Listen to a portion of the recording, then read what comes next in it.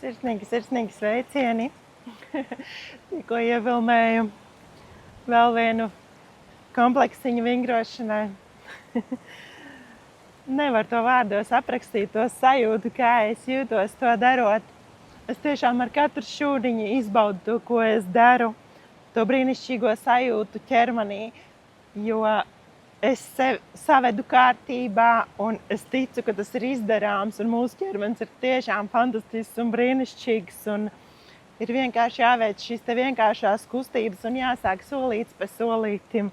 Tas sagādā patiesu prieku un jā, man patīk teikt pēdiņas un pirkstiņu un plaukstiņu un celīšu un potītes un pleciņu, tādēļ, kad es mīlu savu ķermeni, es viņu esmu iemīlējusi, tā kā tiešām tas kā viens vesels ar šo te ķermeni, un viņš mums ir dots, mūsu ķermenis kā brīnišķīga dāvana, un mums katram ir dota šī te brīnišķīgā iespēja strādāt ar savu ķermeni.